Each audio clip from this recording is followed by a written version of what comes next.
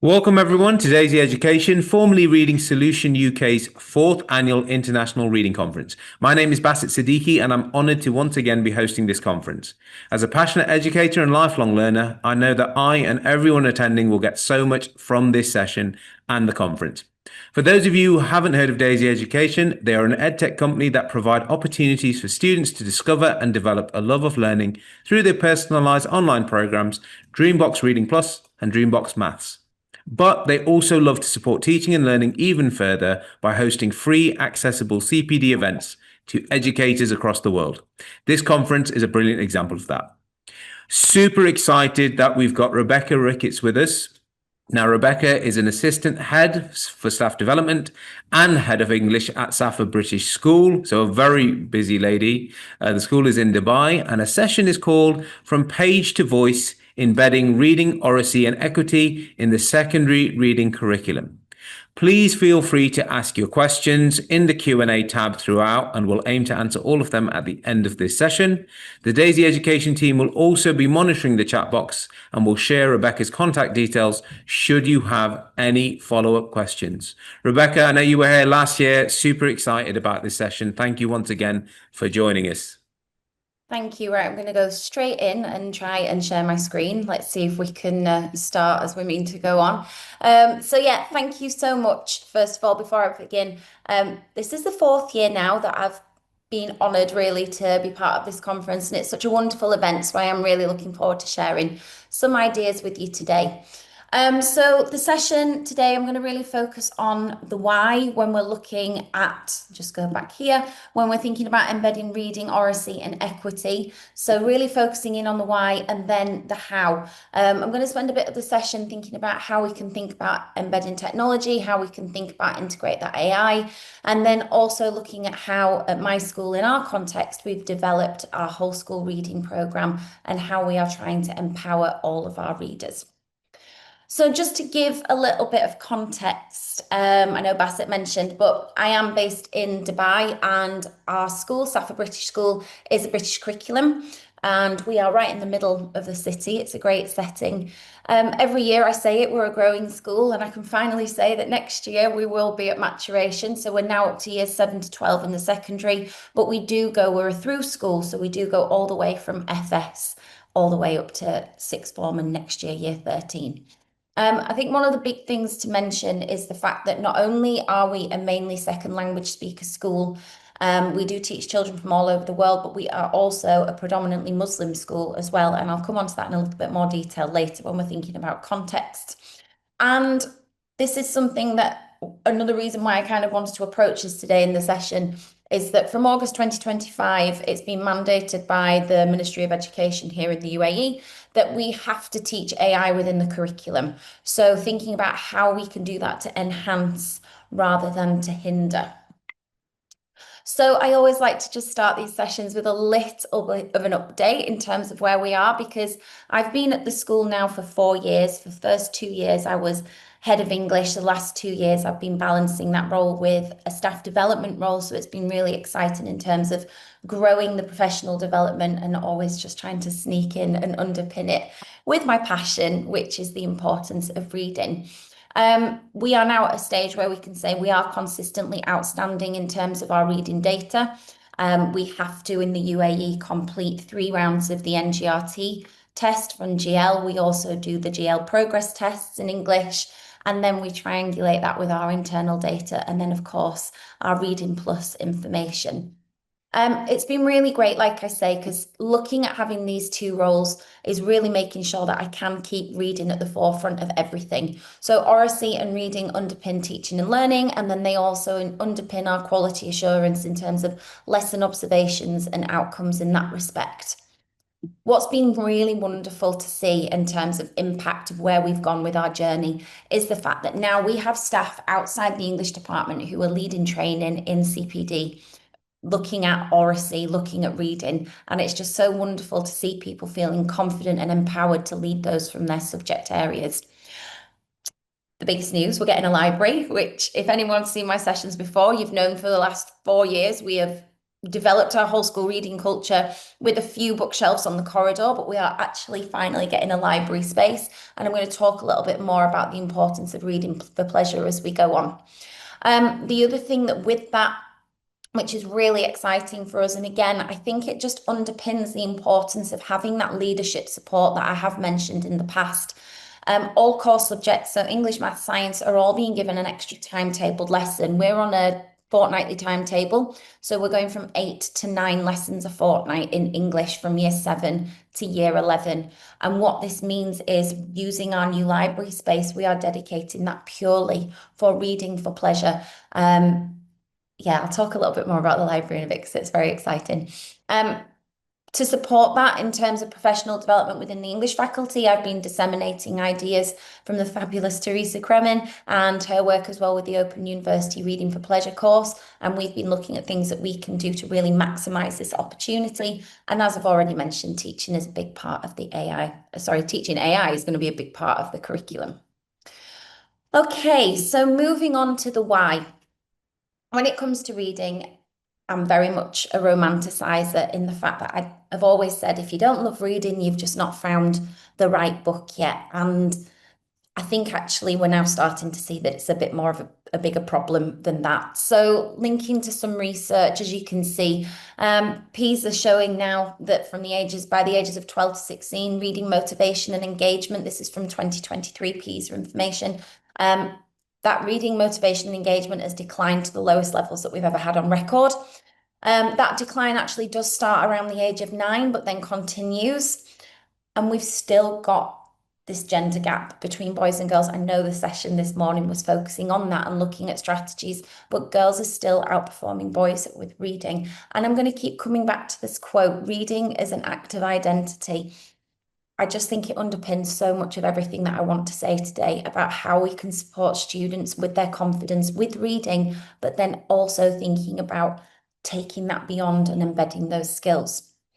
So looking a little bit further at some research, this is from the World Economic Forum Future Jobs Report from 2025. And this particular table demonstrates looking at the skills that are on the rise between 2025 and 2030. Now, the reason I've got a specific focus on this is because in the UAE, we are actually looking at the moment at supporting and developing our curriculum for thinking about leaders and students of the future and what the world is going to look like in the world of work. So when I focused in on this in particular, looking at what the skills are on the rise, so it's saying here that it's what employers consider to be the skills that are increasing, decreasing, or remaining the same in terms of importance. And I immediately went to this, started skimming down, looking for reading, carried on. And as you can see, it's right down there at the bottom. And I just think that's horrifying. I really do. I understand, and we are going to talk about this, the landscape of the world, not just education, is changing. We are looking at things like creative thinking. We are looking at technological literacy, but the word is there, it's literacy. And for me, reading underpins absolutely everything that people are doing. And if we stop forgetting this as a core foundational skill, how are we going to have the people working with the AI and big data? How are we going to be having people dealing with technology in the kind of levels of crime in terms of cybersecurity? All those sorts of things that are coming out into the future. Thinking about resilience, flexibility, and agility. Isn't reading all about teaching those sorts of things? And then it really, to me, raises the question, how can we be innovative if we are not imaginative? And surely that imagination comes from reading. So I wanted to share this with you today because I do think it's really, really important that we are aware that this is the kind of documentation that is being shared. This is, again, underpinning, but for me, reading is still going to be at the core of everything that we should be doing. So looking at this and looking at the skills, I then decided, and I've been putting together and thinking and playing around with the idea of how I can pull out the competencies that I think do encapsulate the reality of where the world is moving and thinking about technology rising, but also how we can still underpin that with strategies within school. And I've come up with the idea of, the 6 C's. So breaking that down to curiosity, communication, collaboration, critical thinking, creativity, and courage.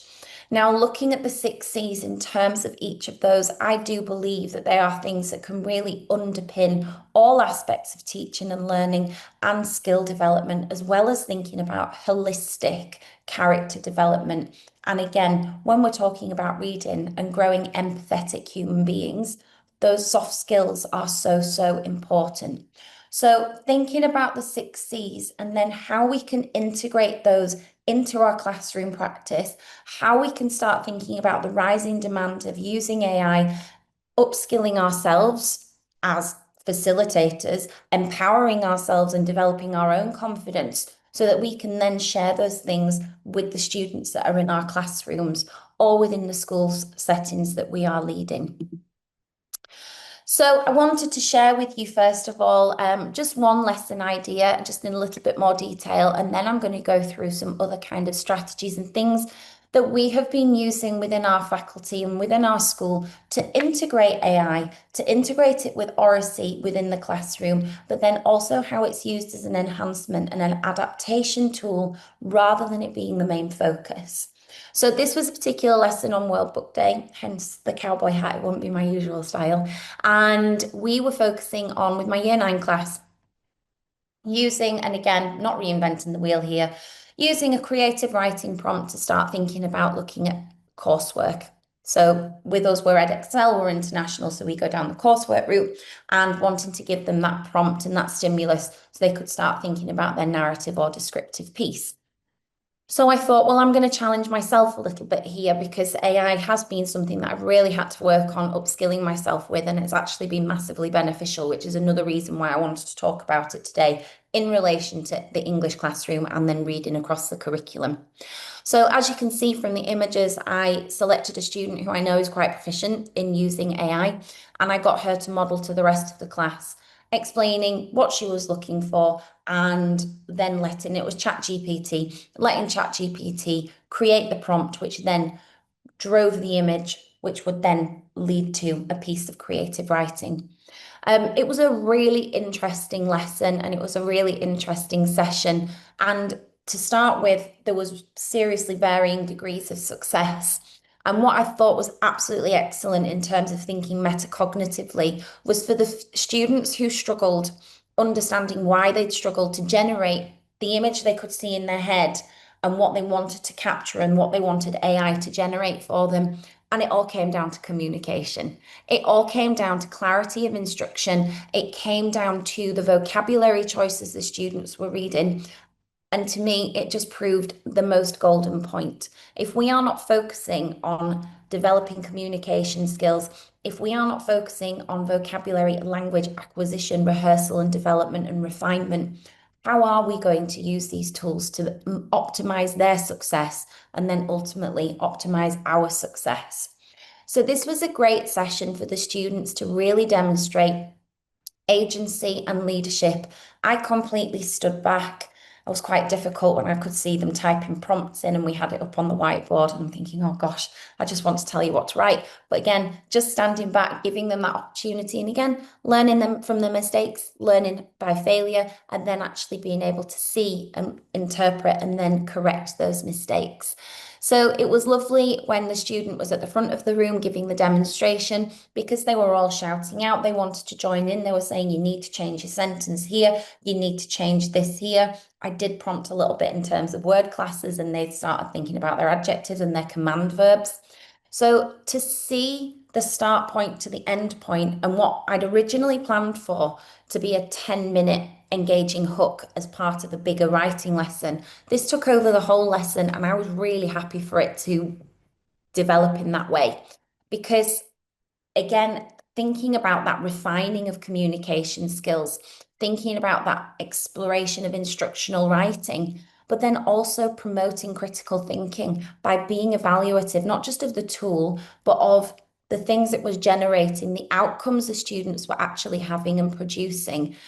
For me, it was actually a really fascinating lesson just to watch and observe and see how students were dealing with what is actually becoming the fastest growing and most important skill, according to the World Economic Forum Foundation's report for 2030. So that then really prompted me to think a lot more and how I'd kind of been using AI up until this point in quite a narrow way. And so, as a faculty and then as a school together, we've been really thinking about how we can maximize AI for the best outcomes for us as staff, but then also students, and really promoting that idea of lifelong learning and having a go at it ourselves, thinking experiential learning and what it is that we can do that then we can say, well, this is what we've created. So instead of, for now, the typical persuasive writing, you're going to do a speech, you're going to stand up. No, what we're actually doing now is we're making podcasts and we're thinking how we can be creative. And then we've got the recordings and we've developed those podcasts into even more different ideas now in terms of creating group discussion. Imagining what it would be like to interview a particular author, for example, or a celebrity of their choosing, just to kind of ease them in, and role play, and actually setting the scene using ChatGPT to create answers based on a particular person or a character from a text. So we're thinking about the questions, the probing questions that we would like to ask those characters, for example, and then getting those generated responses and vice versa. And that's been a really interesting tool to use in terms of lifting writing and reading off the page. Using design tools such as Canva, which is fantastic with some of its AI generation, thinking about how we can create digital magazines and digital portfolios. As staff, as a team, we've created our own podcasts for revision tools. So rather than sending students to look at the same very brilliant YouTube revision videos, actually, again, putting that information into ChatGPT and coming up with a range of podcasts so the students can also be listening to it on the move, I'd like to think. Exemplar material, and now I'm not just talking from a staff perspective here, I'm talking from a student perspective. Create a piece of creative writing. Again, all of that instructional vocabulary, realizing just how, just a little bit more detail and a little bit more precision in terms of that vocabulary selection, the quality that can be produced in terms of exemplar creative writing, poetry. And I'm not saying in replacement of original thought, I'm just saying alongside. And then also thinking and supporting our lower ability learners and students who like the visual images, but actually using it to create graphics and images to go support and alongside reading, thinking about how it can support with summarizing skills as well. So hopefully there's a few practical strategies there that can help. And I just, again, want to refine this. We've got to remember it's not going anywhere. It's growing, it's developing, and actually it's quite exciting. And we've got to think about the fact that AI is the scaffold, but it's not the teacher. So again, in terms of a teaching tool, rather than it being student driven, one of the things that I've started with really with my journey with using AI and supporting our reading curriculum, first of all, was to adapt text through rewording, translating, or summarizing. And that came because I was looking to demonstrate, as part of a professional development session, what a text for a student with a reading ability or a reading age of a 7-year-old would be able to access, as opposed to a student with a reading age or ability of a 14, 15-year-old. And so seeing how easily those two things were created, it then enabled me to start thinking about ways that I could adapt texts for students in the actual classroom. And ChatGPT has helped me do that really quickly. There's other apps such as Diffit and Rewordify that also I use quite consistently. And so they've been really helpful in terms of actually creating word banks, sentence stems, anything really that you can then use to kind of develop that discussion around reading. The adaptive questions to support comprehension and analysis have been phenomenal. Upload a copy of the text that you are studying and then say what you need to focus on, say what chapters, say what elements, And then you've got a whole range of personalized and differentiated and scaffolded questions. So I've used this a lot in terms of with my A-level class and looking at teaching the kite runner. I've only got 3 students in there. They're very quiet. And so being able to actually generate some really deep questions for the students to then think about and explore before coming to the lesson has massively helped in terms of the 3 of them coming out of their shells, growing in confidence, and wanting to be able to share ideas that have stemmed from these initial question prompts. So again, playing around with it to get really what you're looking for, it's really worth it because it really has supported and developed my teaching this year. When we're talking about reading and we're talking about vocabulary and literacy development, when we're talking about reading coming right down at the bottom, if the students don't understand and don't know how to apply AI and digital literacy, so really focusing back on the roots of this and thinking about the vocabulary that students need to learn, that they need to embed, that they need to rehearse, and they need to confidently be able to apply, not just into their own writing or into their own dialogue, but actually as part of the instruction and the relationship that they are generating with AI. And so we are really, really now tailoring when we're focusing on keywords and vocabulary, we are tailoring those to think about a more digitally literate approach as well. And I have to say, one of the most amazing things about it is the ability to moderate and thinking about formative and summative writing. Brisk is absolutely phenomenal. It's a plugin on Google Chrome, and you can upload mark schemes, you can upload rubrics, whatever you want, and you give it very specific instructions in terms of what you are looking for.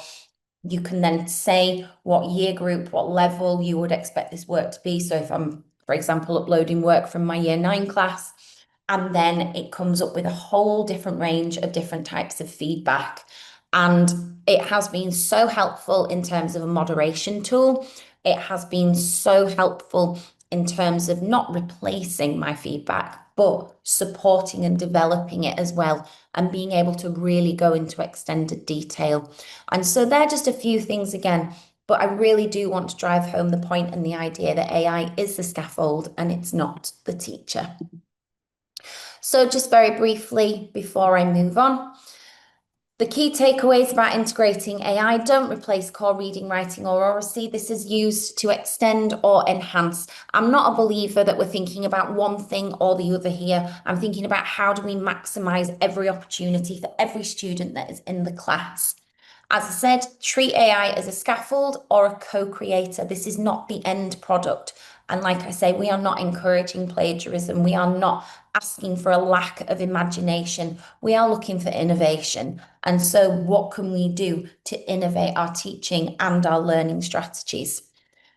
The focus with this again is high challenge, it's high choice, it's high ownership. So in terms of adapting, I'm a mixed ability teacher. I really believe firmly in doing mixed ability classes in English.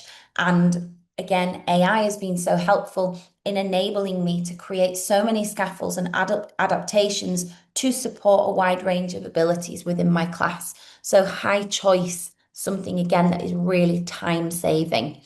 And then again, thinking about explicitly teaching that critical AI literacy alongside its creative use, thinking about how we can innovate but while staying imaginative. So moving on, and I always like to come back to talking about our whole school reading strategy because it's working and the data and the student responses, everything, the efficacy of what we do is working. And again, this is the thing that has underpinned it all because these are the things that we come back to. So in terms of whole staff training, whole staff development, this is something that I come back to regularly, just to remind people in terms of those core skills and that core understanding, going all the way from comprehension, inference, and retrieval, all the way to evaluate. And in terms of thinking about exams and thinking about different skills, it really helps students think metacognitively, helps them to make those links, make those connections between different exam paper types, as well as the broader world. We don't just want to keep thinking about exams. So thinking about those key skills and making sure that we are layering them, because we know underpinning all of this, it's reading fluency. So once the students are fluent, we can start building that comprehension. And you've got to make sure that you've got each skill nailed until they can actually get to that point of being effectively evaluating. This is, again, something that I talk about a lot with my students. I think it's really important, again, having those conversations, students knowing why they're learning what they're learning and the impact that's going to have. And so these are words and phrases that we use in the classroom all the time. And then we have, oh, sorry. Then we have our everyone reading in class. Thinking about, and I always come back to this quote from the fantastic Chris Curtis, reading is a tapestry of many things, but focusing on one or two threads helps teachers build the wider picture and students understand the text. So as a whole school reading culture, as a whole school reading policy, every single teacher, every single curriculum area, all focuses on these 4 ideas of explanation, retrieval, interpretation, and choice. And much like how I'm now starting to incorporate and think about how we can develop the idea of the 6 C's, ERIC is something that has been growing at SAFA for the last 4 years. And it is something that people feel really confident in terms of the application. And it is a wonder to see now going across the curriculum and seeing that in different learning environments. So just very quickly then to break it down, I'm not going to read everything on here. So explanation really covers those basic skills at the beginning, the comprehension, the understanding, and really focusing in on vocabulary and getting students and teachers to understand that the responsibility of that tier 3 vocabulary really comes in those particular lesson areas. And I just love the idea of saying that we are aiming for language mastery. We want students to be as expressive as they possibly can be and as confident with their vocabulary choices and really pushing themselves. So when we're thinking about explanation, that is the core skill that we use right down before we can start building that up. We then move into retrieval and think about how students can be utilizing skills such as skimming and scanning and thinking about picking out those key elements of text and what that would look like in different subject areas. Now, I know I always come at this from obviously my safe place, which is English, but seeing, for example, in art lessons, how students are retrieving information, how they are demonstrating their understanding of images and of videos and all of the different creative processes. The actual creative arts faculty are one of my favourites to go and see ERIC in action because of the way they have interpreted it for their subject area. Then we move now into interpret, and this is now when we start thinking about exploring the differences between the explicit and the implied information, really focusing now on making wider links, thinking about connotations, thinking about starting to do the analysis and really start to unpick the texts, building on our inference skills, thinking about the evidence that we've retrieved to get there and to really demonstrate wider reading ability across a whole range of disciplines. And then finally, choice. Now, choice is probably my favorite because choice is all about questioning, and students need to question, teachers need to question. We all should be questioning as lifelong learners, and students being able to understand what they've read and then put it back and be able to then challenge that information or want to explore it further. Choice definitely is my favorite because it is the one that promotes the most agency, it promotes the most independence, and it promotes the most engagement. And so again, seeing this and the way that it's actually been developed across faculties has been a real teacher joy for me. These are some examples then of ERIC in action from across our school. And so you can see we've got the strategies that are generic for ERIC, and then what we have in every subject area, they've taken it away, they've spent some faculty time talking about it, exploring it, and deciding what actually fits and suits their faculty area the most. And so maths looks different to science, science looks different to geography, geography looks different to history. And I just think it's absolutely wonderful because we are constantly, as a school, using the same language. We are constantly reinforcing the same ideas, but the students are applying those in a range of different contexts, which then they can take out of the classroom, which is the ultimate aim, isn't it? In terms of getting students out of the classroom and thinking about skills beyond what they learn in school. Now, one of the biggest things about this, and again, it's something that I always like to touch upon, is making sure that everybody is involved. And with my role with staff development is really making sure that in terms of professional development, we've got staff well trained, confident, teachers feel empowered to be then sharing these strategies in the same way like I talked about with AI, but also parents. And parents and parental engagement is so important to us at SAFA. And we go about this in a whole range of different ways. I teach lessons to parents. They come in, they experience a lesson through the eyes of their year 8 student. That's a really great fun day. We have presentations where I talk them through the data. I talk them through what it means, what it looks like to have certain reading ages, and the impact that this is going to have across the curriculum. I'm saying all the way through this communication is key, and I believe in doing what I say I'm going to do and leading by example. And so keeping those lines of communication with students, parents, and staff, always coming back to the why, but then also the how. Those links are so important, and that is something that we do spend a lot of time in terms of parental engagement as well as staff CPD. Just focusing in a little bit more in terms of ensuring everyone is involved. We've had a bit of a revamp, for example, of our social media and our way of actually communicating and reaching out to parents. So World Book Day, for example, you can see down there 3 girls from year 10, and it was just such a lovely image. Obviously, everybody loves to celebrate World Book Day. I did mention the library, and I have said that it's going to be a dedicated reading for pleasure space because I think that is so inherently important at the root of this. If we've got students, if we've got the PISA report saying that we have got the lowest engagement with reading on record, we have to find the time, we have to find the space to prioritize reading for pleasure, to break down those barriers and support student confidence.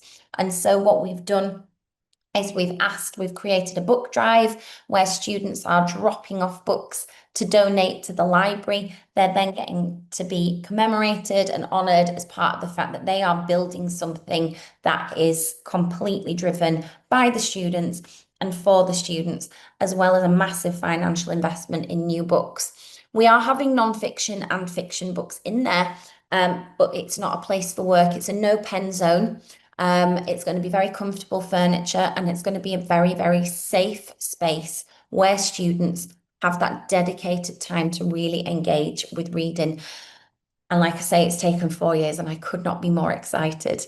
And then finally, in terms of whole school staff development, last week we had our showcases of our professional learning communities from our FS teachers right the way up to the top end of secondary.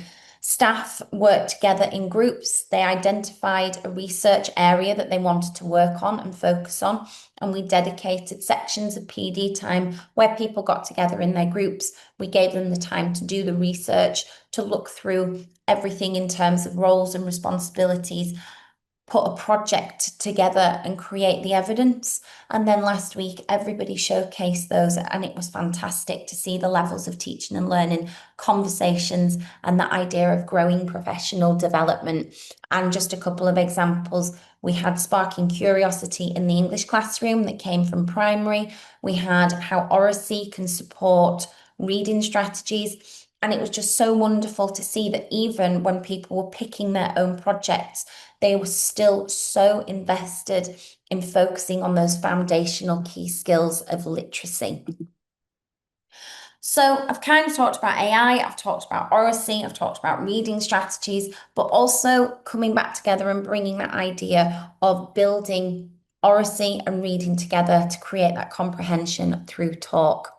So looking at strategies that we've been really focusing on developing, specifically reciprocal reading, and we've used the Voice 21 framework as well to help us with this, and thinking about the questioner, the summarizer, the clarifier, the predictor. We also have the prober. And so we do that in terms of the reciprocal reading, but also to build that metacognitive awareness. Because we teach Key Stage 3 in mixed ability, what's lovely is that we can change the groupings using student data.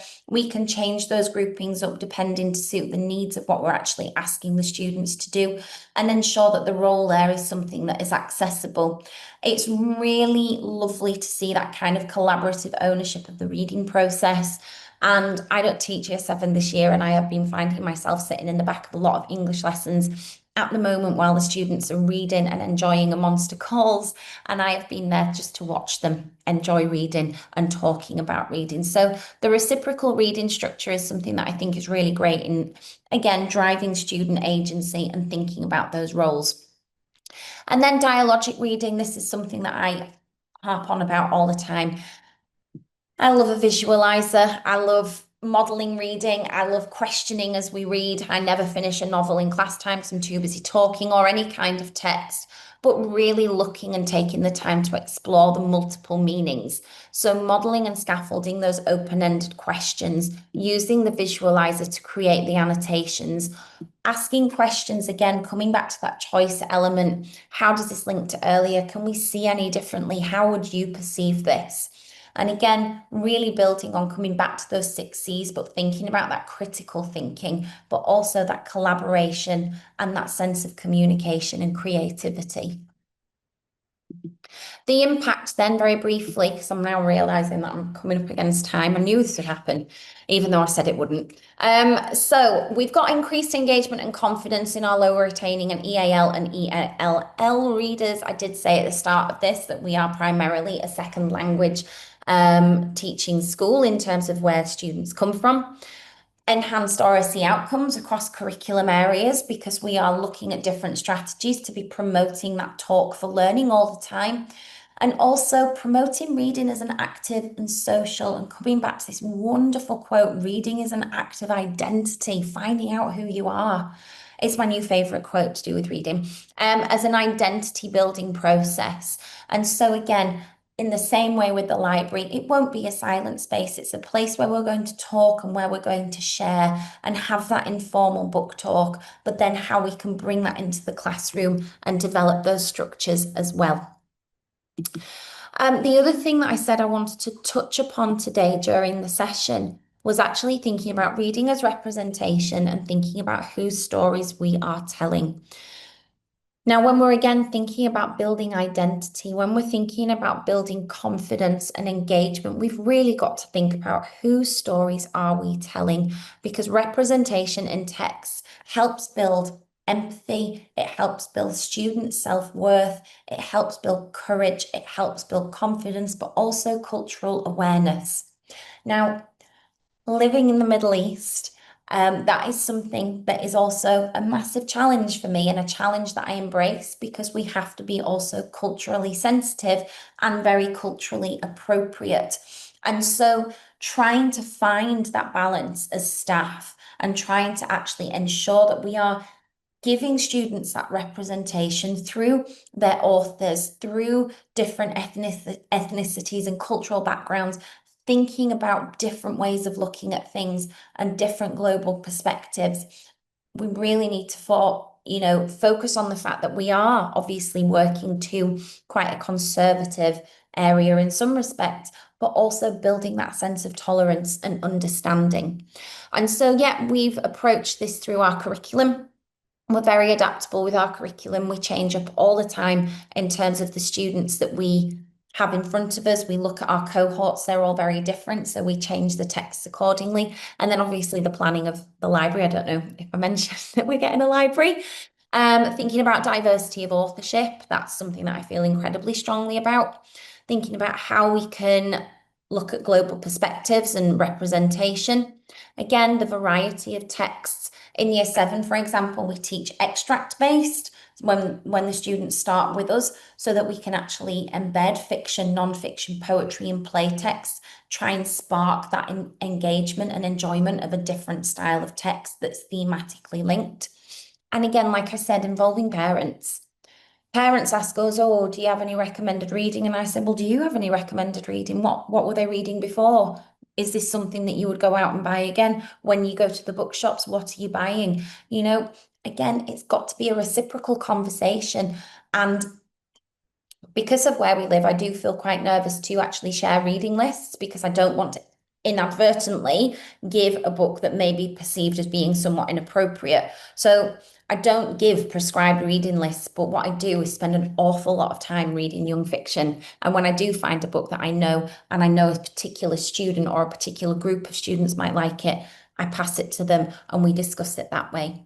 And also this last one, ensuring reading for pleasure includes texts that allow all students to see themselves, but really importantly, see others as well. And again, the impact very quickly, increased engagement again from our EAL students and our ELL students and thinking about underrepresented groups. It's again broadening those discussions during the Oracy-based reading tasks and something that I'm really looking forward to bringing into our library sessions because that pride in recommending books to peers or to us as staff, the fact that students want to engage with us in that way, and again, promoting that informal book talk is so important. And again, thinking about the inclusivity of reading for pleasure.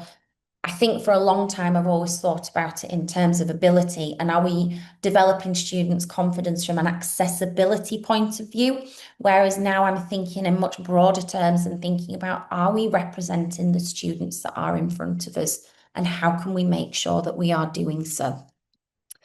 Okay, I'm nearly there to wrap up. So the overall impact, I'd usually like to share where we're at with our data. However, I am right in the midst of doing our data analysis for this academic year. So I can't share other than I can tell you it is outstanding in comparison to every other year. We've consistently maintained that, but we are still compiling the final figures. So can't share that today. But what I can share is where we're at with our reading fluency gains combined with our use and our reading level gains with Reading Plus, because I will forever fly the flag for Reading Plus. I think it is the most incredible tool for schools, for students, for parents. I always have conversations with parents, with students about how we can support students' ability, their attainment, their progress. And I always show this graphic because again, this is all of our Key Stage 3 students who have finished this, well, what are we on Wednesday? So we're doing our final Reading Plus assessments this week, and this is where we're looking at the moment as well throughout the year. But looking at our Key Stage 3 students and those 64 who've read 101 plus books, completed 101 lessons, and looking at their silent reading fluency gains, but then also where they are in their reading level gains. So again, the impact, it's working. Reading Plus underpins everything that we do. Sorry to make it sound like an advert, but it really does. And it is something that quite authentically I can promote and share ideas with in that respect, because it really does help where we are going with our journey. Okay, so to finish off then, the key takeaways from the session. Start with your data. I didn't really talk about that so much today, but I meant to. Start with your data, whether that is looking at things like the Economic Forum job report, whether it's looking at student and parent voice. So important to look at where your students are, how they feel, and then also thinking about parent voice. That's another thing I also love about Reading Plus is when you get that information about how students are feeling and their relationship with reading. I think that is such a lovely tool, and again enables those brilliant one-to-one conversations that we will be driving forward as part of our library lessons. Explore AI. There are so many benefits. There's so many things that it can be used as an effective tool. So really do take a little bit of time, because once you've got your head around it, once you know you've got certain commands, you build up a very strange relationship with ChatGPT. You end up chatting with each other. I thank it all the time. It really is an incredible tool, and it's really time saving. I have really long threads of conversations, like I say, planning my A-level class that goes on for, well, months worth of work, but it stores everything and it gets better and refines itself as it goes on based on your previous information. If I haven't made it clear, then I've not done my job properly, but reading for pleasure, it needs to be at the heart of any reading culture and any curriculum. It needs to be at the heart of everything that you are doing, because we have got to raise the engagement. We have got to raise the confidence of our young people as readers. When you are looking at your situation, your context with your school, prioritize the needs in terms of what is it you need. We needed to really focus on those foundational skills. Right now, we really need to focus on how we can use AI effectively, how we can really promote its use in a positive way. So prioritize and select, because get those right and everything else falls into place. If I think about the 4-year journey I've been on, setting up, first of all, with Eric, thinking about how we can embed that. That was a form time activity 4 years ago, and now it underpins everything we do in terms of our reading culture in the school. And staff PD, support staff with the key skills that they need. Rehearse it, refine it, celebrate best practice, ask people to share, be passionate with staff, empower staff, make them feel confident, because empowered staff mean empowered students. And I say this every year, invest in a visualizer, although I also starting to feel like a bit of a dinosaur, because now I've got people in the department who are walking around mirroring on their iPads and I'm still sat there at the desk. So yeah, maybe don't invest in a visualizer, and maybe that'll be the next step of my journey, and using my iPad instead. Anyway, I just want to say thank you so much for your time and for listening today. Fantastic, Rebecca. Just when I think you can't put more into your sessions, you add another layer as well. And I know the AI stuff is brand new as well. So thank you very much for all the effort that you put in as well. So much value from that. You're already getting rounds of applause, and I'm not even asked for them yet. So that's just a testament to the fantastic work that you do. So thank you so much. I've got loads of takeaways, and we have got a handful of questions as well. For me, uh, so many different bits and pieces. Funnily enough, actually, I'm working on a project around character education, and a lot of those C's that you referred to are linked to that. And I personally feel it's going to become bigger and bigger and more important for our young people to develop those character traits. So it was lovely to see someone like you echoing that, which was amazing. So you mentioned Brisk on Chrome supporting feedback, which was brilliant. And I've got a bit of an pro AI bias, but I want to make sure that the audience that we've got here, because everyone's different on their AI journey, can you Yeah. kind of just, so we get a bit of context with that? And I've done a little bit of research in the back of what you said, and I'm quite shocked by it, in the sense that the UAE will make AI a mandatory core subject. Is that right, or a mandatory core part of their education? Yes, it's a mandatory core part of the education. So we are looking at how we can teach that. So we already teach like computer skills. That's terrible.